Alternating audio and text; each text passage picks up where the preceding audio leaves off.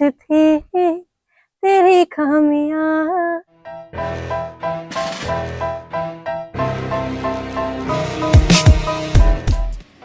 So guys, स्वागत है आपका हमारे आज के खास ब्लॉग में। और आज ये मैडम हमारे साथ है। मैडम, हम कहाँ जाने वाले हैं आज, बताएंगे आप? आज हम शायद जाने वाले हैं, जाके बताएंगे, ऐसे थोड़ी। आज हम चलते हैं हमारा सोलन रेडियो स्टूडियो को बंद करके कहीं और घूमने। आइए मैं आपको बताती हूँ कहाँ जा रहे हैं। कहाँ जा रहे हैं? आओ तो सही। हमारे शांति एरिया में एक छोटा सा प्यारा सा शिव जी का मंदिर है, जैसे कि मेरे आप राइट साइड देख सकते हैं, कितना प्यारा मंदिर है। जय भोलेनाथ। तो गाइस, ये स्पेशल ब्लॉग है आज बॉर्न मिनिस्ट्री का और मोनिका जी हमारे साथ है। तो मोनिका जी क्या कुछ कहेंगे आज आप आज के ब्लॉग को लेकर? मैं तो कभी इस मोनेस्ट्री में गई नहीं, मैं गई हूँ एक मोनेस्ट्री में, वो है शिमला में। यहाँ की मोनेस्ट्री में कभी मंजिल के रास्ते के बीच हमें दिखा एशिया का सबसे ऊंचा जटोली शिव टेम्पल, और ये है जी सोलन से 5 किलोमीटर दूर। और बातों बातों में कब हम ऊंच घाट पहुंच गए हमें पता ही नहीं चला। सफर तब और हसीन बन जाता है जब हमारे आसपास हरियाली हो, बहुत सारे पेड़ पौधे हो। कुछ ऐसा ही है हमारा हिमाचल प्रदेश। वैसे तो दोलांजी मोनेस्ट्री ज़िला सोलन में आता है, मगर ये पच्छाद क्षेत्र का हिस्सा है। जब भी हम अपने हिमाचल प्रदेश की बात करते हैं, पच्छाद की बात करते हैं, तो जिक्र आता है हिमाचल प्रदेश के पहले मुख्यमंत्री डॉक्टर यशवंत सिंह परमार जी का, जिन्होंने हिमाचल प्रदेश को एक अलग ही पहचान दी। हिमाचल प्रदेश के वो पहले मुख्यमंत्री और वो पच्छाद जिला के गांव चनालक के रहने वाले थे। हिमाचल में बहुत से धार्मिक स्थल हैं जहाँ पर बहुत से टूरिस्ट आते हैं, और इन्हीं में से है एक बोन मोनेस्ट्री। और ये मोनेस्ट्री सोलन से 17 या 18 किलोमीटर की दूरी पर है। 1969 में इस मोनेस्ट्री की नींव रखी गई थी। बौद्ध धर्म की शैली में तैयार इस मोनेस्ट्री की अपनी एक खासियत है। चारों तरफ से ये हरे भरे माहौल से भरी पड़ी है, और जब आप इस मोनेस्ट्री में आते हैं तो ऐसा फील होता है जैसे आप तिब्बत में हो। ये है दुनिया की दूसरी सबसे पुरानी सोलन की मोनेस्ट्री और बहुत ही रोचक इस मोनेस्ट्री का इतिहास है। कोशिश करेंगे हम यहाँ के बौद्ध भिक्षु से बात करने की, कि उनसे हम जान सके इस मोनेस्ट्री के बारे में। और यहाँ की जो नक्काशी है, जिस तरह से बनाया गया है इस मोनेस्ट्री को, बड़ा ही रोचक और बड़ा ही काबिल तारीफ ये इसका एक इतिहास है।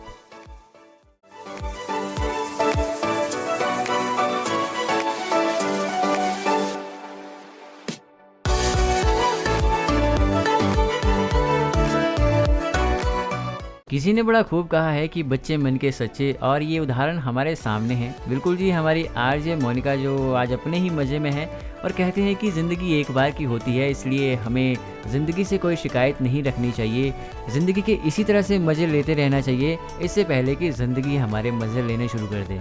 देखिए, हर धर्म की अपनी पहचान होती है। ऐसे ही बौद्ध धर्म की भी एक खासियत है जो हम नहीं जान पाए, लेकिन जो भी है बहुत बढ़िया है। आगे जाने का हमारा मन तो देखिए बहुत था, लेकिन बंदरों ने पहरा दे रखा था और हम ऊपर नहीं जा पाए। आप किसी भी मोनेस्ट्री में चले जाइए, वहाँ पर जो फ्लैग्स होते हैं ना, जब वो वाइब्रेट करते हैं, लहराते हैं, तो एक अलग ही पॉजिटिविटी उनके फहराने से आती है। और हमारी जो ये आरजे हैं, आरजे मोनिका, इनके अंदर बहुत सारी खूबियाँ हैं जो कि एक आरजे के अंदर होनी भी ज़रूरी है। ये गाती भी बहुत अच्छा है। कितना अच्छा गाती है ये सब आप लोग कमेंट करके ज़रूर बताइएगा।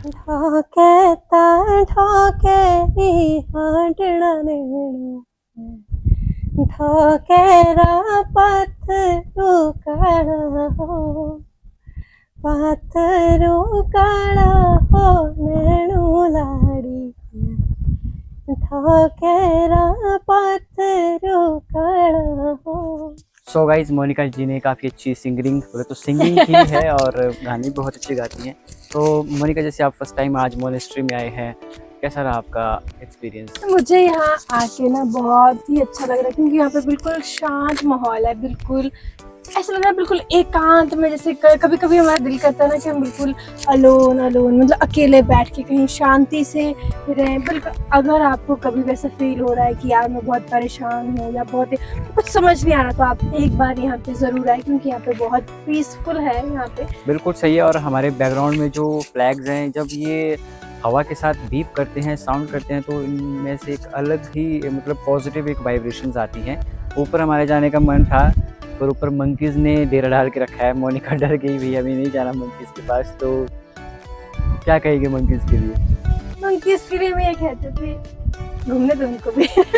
हमारे हिमाचल प्रदेश में बहुत सी ऐसी ही मोनेस्ट्रीज हैं जो हमेशा से ही। इस मोनेस्ट्री की ख़ास बात यह है कि ये चारों तरफ से हरी भरी पहाड़ियों के बीच से घिरी हुई है और जब यहाँ मोनेस्ट्री में आप आते हैं तो एक अलग ही तरह का आपको अनुभव होता है।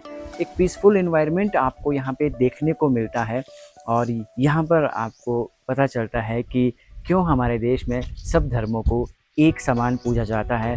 यहाँ पे जितने भी बौद्ध भिक्षु हैं जिनसे हमने बात की, बड़ी ही पोलाइटली वो बात करते हैं और कहीं ना कहीं तिब्बती ज़्यादा वो प्रेफर करते हैं और है भी। आपको पता है कि तिब्बत और हमारे भारत देश का रिश्ता भी बड़ा गहरा है।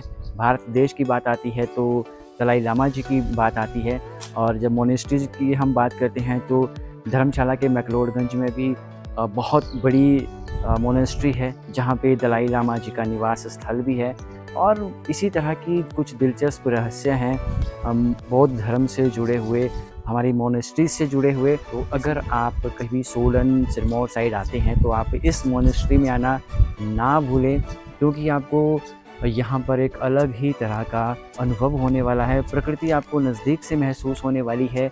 जिस तरीके से मोनेस्ट्री की इन बिल्डिंग्स को तैयार किया गया है, कलर ग्रेडिंग इन बिल्डिंग्स में की गई है, वो बड़ी ही काबिले तारीफ है। जिंदगी की भाग दौड़ में हर कोई बिजी है, लेकिन जब भी आपके पास टाइम हो तो आप इन धार्मिक स्थलों पर जरूर आएं, क्योंकि यहाँ पर हम भगवान से मिलने आते हैं। भगवान से मिलन मतलब खुद से मिलन।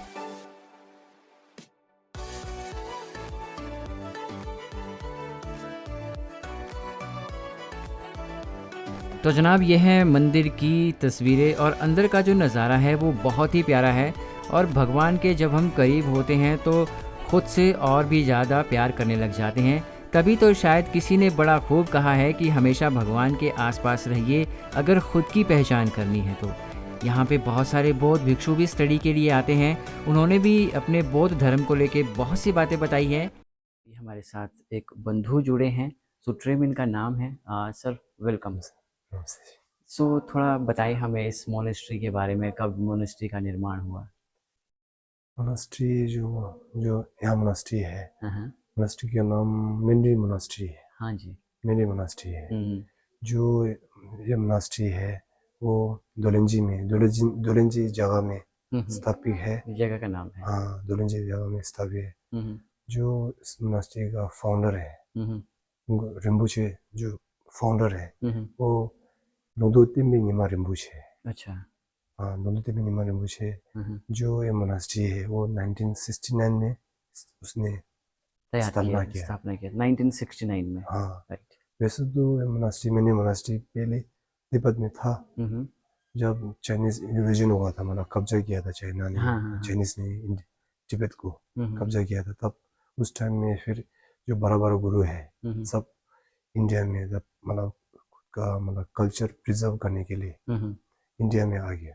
फिर इंडिया आके फिर जो हमारा गुरु है, बड़ा गुरु है, फिर यहाँ दोलेंजी यहाँ आके फिर यहाँ स्थापना कर दी। ऐसे जो मेंडी मतलब क्या है, जो मेंडी मतलब मेडिसिन माउंटेन बोलते हैं, माउंटेन ऑफ मेडिसिन। मतलब जो मेंडी मतलब मेन मतलब मेडिसिन है, फिर री मतलब क्या है, हिल है।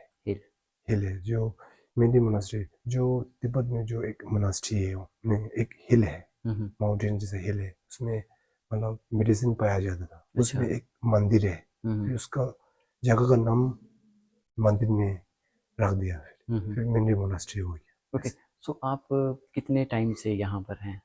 मैं तो अभी 3 साल 4 साल हो गया। 3-4 साल। हाँ। आप तिब्बत से स्पेशली यहाँ पे स्टडी के लिए आए हैं? हाँ, ऐसे। किस तरह की स्टडी आप यहाँ पे करते हैं? क्या कुछ आपको आपके धर्म के अनुसार बताया जाता है? हाँ, धर्म के अनुसार जो टीचिंग्स है, हाँ, जो हमारा बुद्धा का टीचिंग्स है उसका हम ट्राई करते हैं। अच्छा, आपका जो ये ड्रेसिंग सेंस है, क्योंकि हर एक धर्म का अपना एक पहनावा होता है। बौद्ध धर्म को सबसे अधिक माना जाता है, विश्व का 3रे नंबर में माना जाने वाला ये धर्म है। बौद्ध धर्म की हम बात कर रहे हैं, तो इस ड्रेसिंग सेंस के बारे में बताइए कि लाल रंग ही क्यों पहनते हैं? वैसे तो जब लामा बनते हैं, बुद्धिज्म में लामा बनने के ड्रेसिंग आप येलो पहन सकते हैं, मतलब येलो, रेड और ब्लू, वो सब क्या है, मतलब इतना कलरफुल नहीं है, मतलब सिंपल रहना है, सिंपल। बिल्कुल।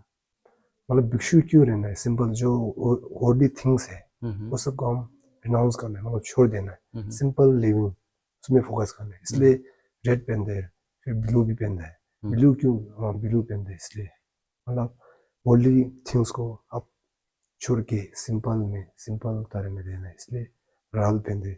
कई लोग येलो भी पहनते इसलिए। चलिए, thank you so much. So guys, ये थे बौद्ध भिक्षु जिन्होंने बहुत सी बातें बताई इस मोनेस्ट्री के बारे में, बौद्ध धर्म के बारे में। और बौद्ध धर्म, जैसा हमने आपको बताया, विश्व में सबसे ज़्यादा पूजे जाने वाला तीसरे नंबर पर ये धर्म आता है। और हमारे भारत देश को वैसे भी अनेक धर्मों का देश कहा जाता है, और एकमात्र हमारा ऐसा देश है जहाँ पे हर एक धर्म की पूरे दिल से इज़्ज़त होती है, शिद्दत के साथ उसे माना जाता है। बौद्ध धर्म एक उसमें एग्ज़ाम्पल है। इसी तरह की और इंटरेस्टिंग ब्लॉग्स आपको आने वाले हैं। फ़िलहाल तो मोनेस्ट्री के आप इसी तरह से एंजॉय करते रहिए, और मिलते हैं आपको अगले शॉट में। Mani Padme Hum, Om Mani Padme Hum, Om Mani Padme Hum, Om Mani Padme। इसके बाद तो देखिए हमारी सोलन के लिए बस भी आ गई थी, तो हम बस में बैठे और चल पड़े सोलन की ओर।